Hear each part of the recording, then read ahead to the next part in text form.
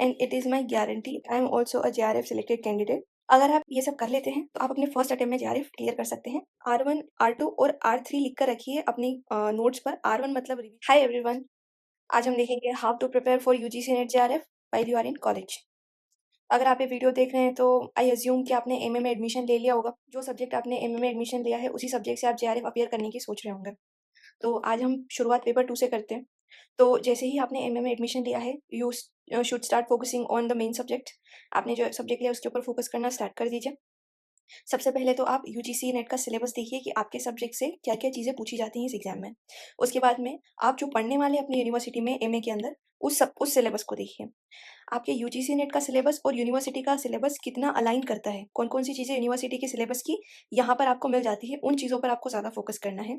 जब आपको आपकी क्लासेस ली जा रही हैं, मैम पढ़ा रही हैं या आपके टीचर आपको जिस बुक को यूज़ करने का कह रहे हैं, उस बुक पर ध्यान दीजिए, उसको पढ़िए, उससे नोट्स बनाइए।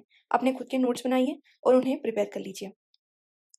नेक्स्ट, अगर आपको डिफ़िकल्टी लग रही है खुद से नोट्स बनाने में या बुक पढ़ने में, तो आई काइंडली रिक्वेस्ट कि आप कोई कोचिंग ज़रूर परचेज़ कर लीजिए और उस कोचिंग के जो भी नोट्स हैं, टीचर जो भी पढ़ा रहे हैं, उनसे बढ़िया अपने नोट्स बना लीजिए।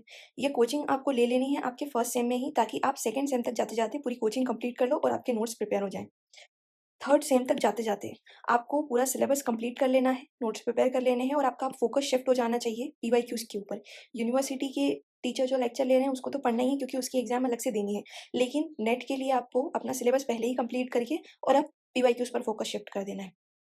बात करें पेपर 1 की, तो पेपर 1 के लिए मैं पहले भी एक वीडियो यूट्यूब पर बना चुकी हूँ, जिसमें मैंने आपको बताया है कि आप यूट्यूब वीडियोज़ की हेल्प से कैसे अपने पेपर 1 को प्रिपेयर कर सकते हैं।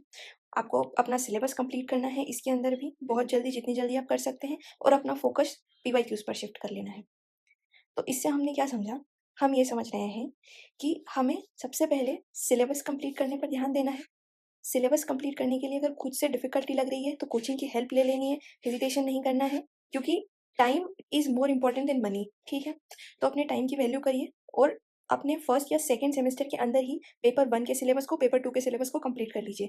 थर्ड और फोर्थ सेम में जब आप आते हैं, तब भी आप यूजीसी नेट की एग्ज़ाम दे सकते हैं। तो अगर आप प्रिपेयर हो गए हैं, तो थर्ड सेम में या फोर्थ सेम में ही एग्ज़ाम दे दीजिए। अगर आपको लग रहा है कि थोड़ी और पढ़ाई करनी है, तो फिर पीवाईक्यूज़ पर अपना फ़ोकस शिफ्ट करके और पीवाईक्यूज़ कंप्लीट करने का सोचिए। पीवाईक्यूज़ के लिए भी मैंने आपको बताया कि आपको कैसे पीवाईक्यूज़ लगाने हैं, कैसे उनके नोट्स बनाने हैं। ये सब अगर आप कर लेते हैं, उसके बाद में आपको रिवीजन करना रहेगा। आप R1, R2 और R3 लिख कर रखिए अपनी नोट्स पर। R1 मतलब revision number 1, R2 means revision 2 and R3 मतलब रिवीजन 3। जब आपका R3 कंप्लीट हो जाता है, तब आप समझिए कि अब आप एग्ज़ाम देने के लिए बिल्कुल रेडी हैं। R1 आप कब करेंगे? जब एक बार आपका सिलेबस कंप्लीट हो गया है और आप पीवाईक्यू की तरफ शिफ्ट करने वाले हैं, तो तब आपने एक बार रिवीजन कर लिया और पीवाईक्यू दे दिए। पीवाईक्यू जब आप अटेम्प्ट कर रहे हैं, तो उसके बाद में आप अपने एक अलग नोट्स बनाएँगे, जो पीवाईक्यूज़ के क्वेश्चन से निकलेंगे। उनको अपने मेन नोट्स में इंटीग्रेट करिए, फिर एक बार वो रिवीजन करिए, वो R2 हो जाएगा। फिर आप टेस्ट अटेम्प्ट करेंगे। टेस्ट अटेम्प्ट करेंगे, वहाँ भी आपको कुछ क्वेश्चन मिलेंगे, जिससे आप नोट्स बनाएँगे और अपने पुराने वाले नोट्स में स्टिक कर लेंगे। उसके बाद में उस पूरी बंडल को एक बार और रिवाइज़ करेंगे, तो वो R3 हो जाएगा। मिनिमम आपको 3 रिवीजन करने हैं, अगर आपको JRF क्लियर करना है तो। इन R3 के बाद में आप R4 भी कर सकते हैं, R5 भी कर सकते हैं। जब भी आप एग्ज़ाम दे रहे हैं, तब आपको रिवीजन करना है और इस रिवीजन की प्रोसेस के साथ में आप बहुत अच्छे से अपने सिलेबस को याद कर पाएँगे।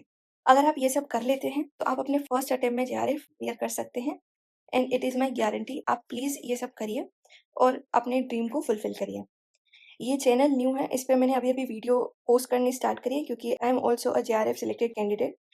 इसमें मैं आपकी हेल्प करना चाहती हूँ। अगर आपको और कोई क्वेरी हो, तो लेट मी नो, कमेंट करिए और मैं आपकी बिल्कुल हेल्प करूँगी। आप मेरे चैनल को सब्सक्राइब करिए, लाइक करिए और ज़्यादा से ज़्यादा लोगों को शेयर करिए, ताकि और ज़्यादा लोगों की हेल्प हो सके। Thank you so much for watching this video and I will see you in the next video.